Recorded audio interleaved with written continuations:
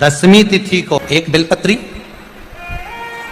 और उस बेलपत्री में एक चंदन की बिंदी और एक अक्षत का दाना मात्र रखकर भी अगर शिवालय पर चढ़ा दी जाती है, एक बेलपत्री, एक चंदन का बिंदी, और चंदन फिर निवेदन करेंगे आज के जमाने में तुम लोग सब घिसा घिसाया पड़ा पड़ाया डब्बी का सामान ले लेकर, वो नहीं, चंदन की मुठ्ठिया रखो, थोड़ा सा भी घिसो, जरा सा भी घिसो, उसकी एक बिंदी और एक चावल का दाना जब हम भगवान देवादिदेव महादेव को समर्पित करते हैं, अपनी कामना कर कर समर्पित करते हैं, तो निश्चितता है कि आपने व्रत करा ना करा, आपने उद्यापन करा ना करा, आपने अनुष्ठान करा ना करा, शिव महापुराण की कथा कहती है शंकर भगवान उसका फल शीघ्र प्रदान कर देते। एक बात बहुत ध्यान, चिड़चिड़ करता है, क्रोध करता है, गुस्सा करता है, तो महाराज शंकर भगवान का श्रंभेश्वर महादेव का नाम लेकर 31 बेलपत्र जिस व्यक्ति को क्रोध आता है उस व्यक्ति का स्मरण कर कर आखा चावल मतलब सेके चावल के साथ एक एक बेलपत्र 31 बेलपत्र कर कर शिव जी के शिवलिंग पर समर्पित करी जाती है, मात्र दसवीं की तिथि के लिए, केवल दसवीं, चाहे उजाला की हो चाहे अंधेरे की।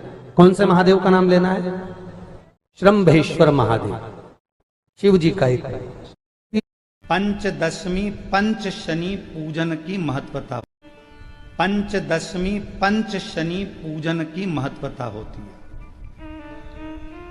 क्यों कहा जाता है कि अगर कोई आपको ज्यादा परेशान कर रहा है, बहुत टेंशन दे रहा है, बहुत ज्यादा अगर वो इतना हताश हो गए कि आपने सोच लिया अब तो मर जाऊं तो अच्छा है, इसका नाम लिख जाऊं, ये सब चीज करने से अच्छा है पांच दशमी, दशमी जानते हो, पांच दशमी, कोई सी भी 5 दशमी आप चुन लीजिए, परंतु वो दशमी अमावस्या के पहले वाली नहीं होना चाहिए, वो पूर्णिमा के पहले वाली दशमी। 5 कोई सी भी दशमी पर शमी के वृक्ष के नीचे जाइए, घी का दीपक लगाइए, शुद्ध जल तांबे के पात्र में लेकर जाकर अर्पित करिए, पहले दीप जलाना, उसके बाद शमी के पौधे में जल डालना और पौधे उस वृक्ष के नीचे बैठकर जल चढ़ाकर वहीं पर एक चावल का दाना समर्पित कर कर बाबा से प्रार्थना करना कि बाबा मुझे बहुत कष्ट है, ये मेरा एक तकलीफ मुझे दे रहा है, बस आप मेरी तकलीफ को दूर करना, शिव की ऐसी कृपा होगी। 5 शमी पूजन, जब विजय दशमी के भाव से, दशमी आपके यहाँ पर भी पूजन होती, विजयदशमी पे हमारे यहाँ शमी के पत्र की बड़ी पूजन का महत्व है। 5 दशमी 5 शमी पूजन कर ली जाती है, तो जो भी आपका द्रोही होता है वो आपसे दूर हो जाता है या आपसे स्नेह कर कर आपके करीब आ जाता है। ये शमी पूजन वृक्ष योनि के अंतिम योनि का पूजन। सारे वृक्षों पर पत्थर पड़ जाते हैं, पर शमी के पौधे पर पत्थर किस लिए हम मारेंगे? कौन मारेगा? उसमें तो कांटे लगे रहते हैं, कौन मारेगा उसको? क्या कांटा झड़ाएगा पत्थर मार कर? नहीं। हम तो यहां तक कहेंगे कि शमी की आराधना साधना आपके द्रोहियों को, दुश्मनों को भी दूर कर देती।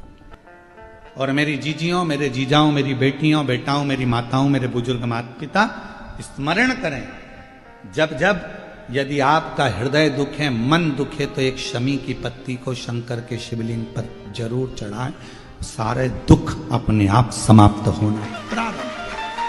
शमी का तो कोई कहे क्या वृक्षों में, पौधों में, पत्तियों में भी क्या, ये वृक्षों के अंदर भी क्या जीव होता है? क्या इसमें भी प्राण होते हैं? होते हैं, इसमें भी प्राण, ये भी ऑक्सीजन लेना छोड़ना सब कार्य इनका चालू है, ये भी जीवित है। जल नहीं मिलेगा मर जाएंगे, जल गया समाप्त। इस कथा से हमको 3 चीजें लेना। पहला, जीवन में एक बात याद रखना, जिस आसन पर बैठकर हम पूजन करते हैं वो आसन को कभी अपने पांव से मत हटाओ, ना पांव से खसकाओ ना हटाओ। वैसे तो बीकन गांव की माताएं आसन को पांव से नहीं हटाती होंगी, हम तो हमारे यहाँ की कह रहे हैं। जिस आसन पर बैठकर हम पूजन करें, पाठ करें, मंदिर में अर्चना करें, या हम पूजन पाठ में लगे रहें। कई माताओं की आदत रहती है आसन अगर इधर उधर बिछा रहता है, वो पति के साथ में आसन पर जब बैठने वाली रहती है तो हाथ से सीधा करने की जगह पाँव से थोड़ा खसका लेती है। पाँव से अगर उसने खसकाया रखा तो पति के साथ बैठकर भले वो पूजन करती है, मना नहीं, पर जिस पूजन को वो कर रही होती है उसका पुण्य पति के भी खाते में नहीं जाता और पत्नी के खाते में भी नहीं जाता। इसका स्मरण ये अंधकासुर की कथा से हमको लेना है। दूसरा,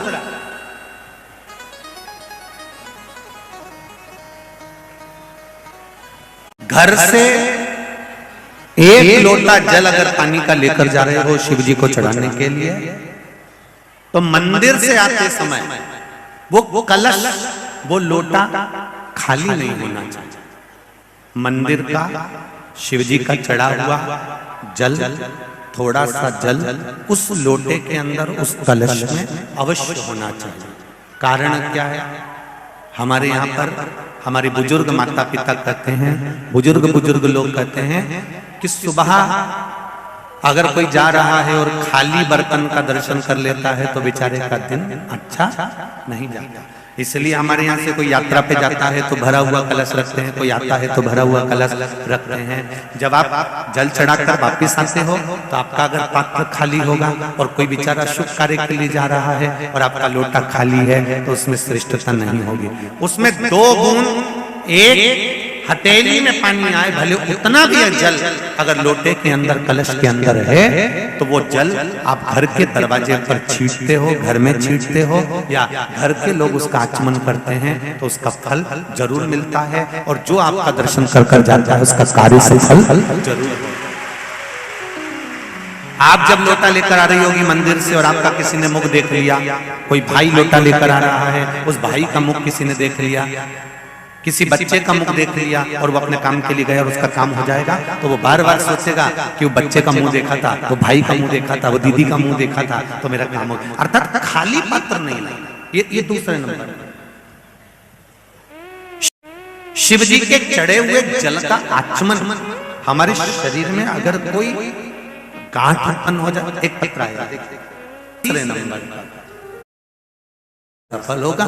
तीसरे नंबर, शिव मंदिर में जब भी जाओ, शंकर भगवान के मंदिर में जब भी जाओ, आखिरी में जब शिव जी की पूजन कर कर वापिस लौट कर आओ तो ये अंधकासुर के चरित्र से लेना। शिव मंदिर में जब भी पूजन करने जाओ, दर्शन कर कर, पूजन कर कर जब वापिस आ रहे हो, तब दरवाजे पे से खड़े होकर एक बार देवाधिदेव महादेव को वापिस दर्शन कर कर अपने हृदय की बात कहकर फिर आइए। ये 3 चीज,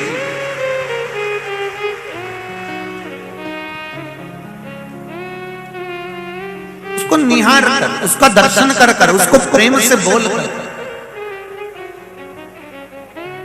उसको हृदय से कहकर, भगवान से निवेदन कर कर, विनती कर कर, बैठो अभी बैठो, बैठो, सबको बात सुनेंगे, बैठो, अपने हृदय की बात कहते, अपने चित्त की बात, आप शिव से। तो 3 चीजें याद रखेंगे। बिकनगांव वालों, समझ में आ गया सबको? पहला, आसन में लाज से नहीं सरकाना, ना उठाना। दूसरे नंबर पर खाली पात्र, शिव जी को जल चढ़ा। और बहुत ध्यान देना, मंदिर का लोटा लेकर, मंदिर का पानी लेकर शिव को चढ़ाने से ज्यादा जरूरी है अपने घर का पानी लेकर जाओ। कारण उससे 3 दोष समाप्त होते हैं। पहला पितृदोष, दूसरे नंबर पर वास्तु दोष, तीसरे नंबर पर है काल सर्प दोष। ये 3 दोष घर का पानी ले जाकर शिव जी को चढ़ाने से समाप्त होते हैं। घर से जल लेते हैं।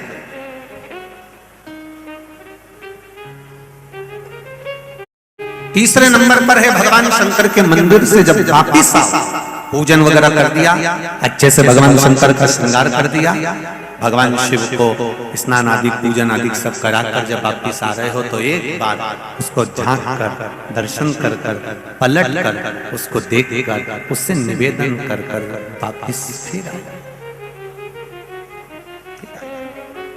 सूर्य नारायण भगवान को रविवार के दिन पूजा जाता है। वैसे तो नियम से रोज जल चढ़ना चाहिए, पर अगर बीपी शुगर वाले हैं, आप रोज जल चढ़ा रहे हो तो रविवार सोमवार का ध्यान कर लेना। रविवार को चढ़ाए तो सोमवार को शिव जी को चढ़ाए, उसी तांबे के लोटे से।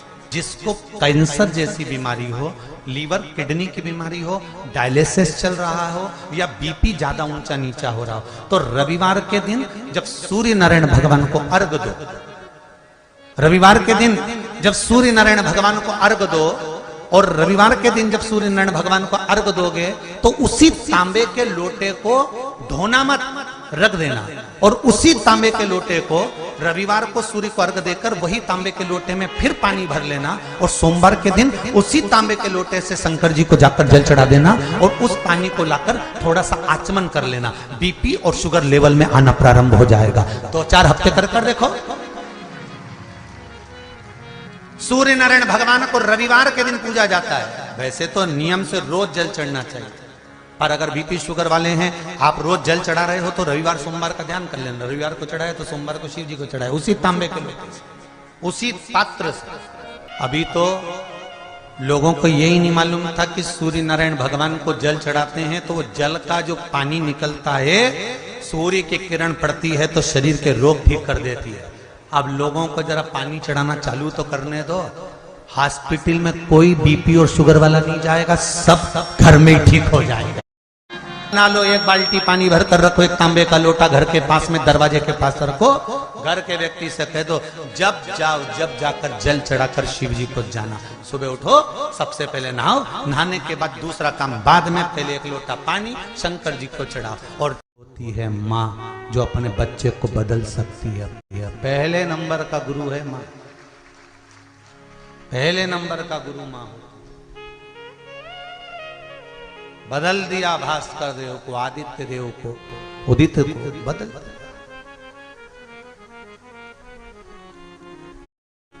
क्या बदला? भास्कर देव समझ गए कि अब मुझे भगवान शंकर से ही तेज प्राप्त करना। भक्ति में डूब गए। 2 देव, एक भास्कर सूर्यदेव, दूसरे देव अधिदेव महादेव। इन दोनों का दर्शन मनुष्य को प्रतिदिन करना चाहिए, प्रतिदिन। कंकर में शंकर है, भास्कर देव आकाश में विराजमान है। प्रतिदिन दर्शन। सबसे पहला पशुपति व्रत किसने किया था? सबसे पहला पशुपति व्रत किसने किया? कौन कर? तो स्कंद पुराण में वर्णन आता है। स्कंद पुराण का अवंती का खंड पृष्ठ संख्या 700 वर्णन करता है। गीता प्रेस गोरखपुर कि सबसे पहला पशुपति व्रत भगवान ब्रह्मदेव ने करा था। भगवान ब्रह्मा जी। कौन ने करा? भगवान ब्रह्मा जी। आप ये विचार ना करें कि आपने पशुपति व्रत प्रारंभ किया या आपने किया। ये व्रत तो पुराणों में, जैसे श्री शिवाय नमस्तुभ्यम मंत्र पुराणों में दबा हुआ था, शिव महापुराण ने उसको उजागर कर दिया। पाशुपत्य व्रत पुराणों में दबा हुआ था, शिव महापुराण ने उसको उजागर कर दिया। 3 चीजें थी। एक पाशुपत्य अस्त्र, पाशुपत्य योग और पाशुपत्य व्रत।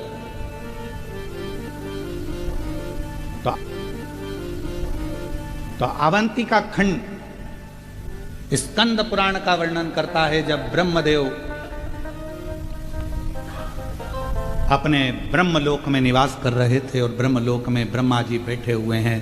आप लोगों को यह कथा स्मरण होना चाहिए जिससे आप लोग बता सकें। कई लोग कहते हैं कि ये पशुपति व्रत तो प्रदीप मिश्रा जी का बनाया हुआ व्रत है।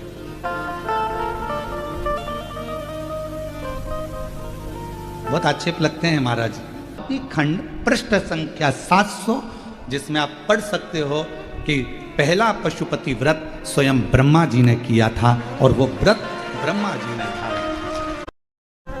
पाशुपत व्रत कब किया? एक हय नाम का असुर हुआ और वो हय नाम का जो असुर था, हय नाम का जो राक्षस था असुर, उसने इतना उपद्रव कर रखा था पूरा अवंतिका प्रदेश को, पूरे अवंतिका पुरी को उसने कंकर कंकर जितने भी भूमि थी, जितने भी सब रहने वाले थे, उन सब को अपने असुर प्रवृत्ति से दबा कर रखा था। पूरी अवंतिका पुरी, वो हय नाम का असुर, उस हय नाम के असुर के जितने गुप्तचर थे, किसी के सामने खड़े हो जाते थे तो उसकी मन की बात को पढ़ लेते थे, जान लेते थे। वो हय नाम का असुर इतना प्रबल था और उसके गुप्तचर, उसके दूत इतने प्रखर, इतने प्रखर। उसके गण, उसके जो असुर देते थे वो घूमते रहते थे, कोई कुछ बात करता था उसकी बात को ध्यान करके और वो हय को बता देते थे और हय असुर जाकर पूरा नष्ट कर देता था। अवंतिकापुरी में कोई रह ही नहीं रहा था, सब अवंतिका क्षेत्र को छोड़कर चले गए। केवल वृक्ष बचे थे, लताएं बची थी, महाकाल वन बचा था और वो लता वृक्ष सब बचे थे। तो उन वृक्षों ने, उन लताओं ने, अवंतिकापुरी के उन वृक्षों ने, लताओं ने ब्रह्मा जी को याद करना प्रारंभ किया। क्यों? कोई मनुष्य वहां रह ही नहीं रहा था। जो रहता था वो हय असुर उनको नष्ट कर देता था, बर्बाद कर देता था। तो वो हय असुर के कारणवश बड़ा परेशान हुआ। ब्रह्मा जी के कानों में शब्द पहुंच गया, आज ब्रह्मा जी से रहा नहीं गया, ये जीव क्यों परेशान है, जाऊं मैं। ब्रह्मा जी मृत्यु लोक में आए, अवंतिका प्रदेश में पहुंच गए। ब्रह्मा जी के आने से एक प्रकाश अवंतिकापुरी में हो गया और जब अवंतिकापुरी में प्रकाश हुआ, हय दैत्य को, हय असुर को मालूम पड़ गया और हय असुर को मालूम पड़ा कि कोई प्रकाश हुआ है, पर यह नहीं मालूम कि ब्रह्मा जी आए, ये ज्ञात नहीं हो। किसके कहने पर आए, कौन आया मालूम नहीं, बस प्रकाश हुआ। तभी ब्रह्मा जी ने उसी समय पर वृक्षों को देखा, पूछा क्या बात है, यहां जो रहता है उसको ये हय दैत्य मार देता है। कि सारे वृक्ष अपनी अपने संविधा को लेकर एकत्रित करो, अग्नि कुंड को तैयार करो। और अग्नि कुंडों को तैयार करा, एक एक वृक्ष ने 6 अग्नि कुंड का निर्माण कर दिया। आप दिए कितने लगाते हो? 5 दिए मंदिर में, 1 दिया द्वार। अग्नि कुंड का निर्माण किया, सबने संविधा एकत्रित करी। पशुपति व्रत ब्रह्मा जी भी कर रहे हैं, देवता भी कर रहे हैं। और पशुपति व्रत जब ब्रह्मा जी ने और देवताओं ने करा, भगवान शंकर ब्रह्मा जी कहते हैं जैसे हय असुर मनुष्य के मन के भाव को जान जाता है, पशुपति व्रत करने वाले के मन का भाव देवाधिदेव महादेव जान जाते हैं। भगवान जो पशुपति व्रत करता है उसके मन के भाव को जान जाते हैं। और मन का भाव जाने, पशुपति व्रत करना देवताओं ने, ब्रह्मा जी ने प्रारंभ किया। कहते हैं कि बस कुछ ही समय निकला था और भगवान शिव प्रकट हो गए कृपा कर।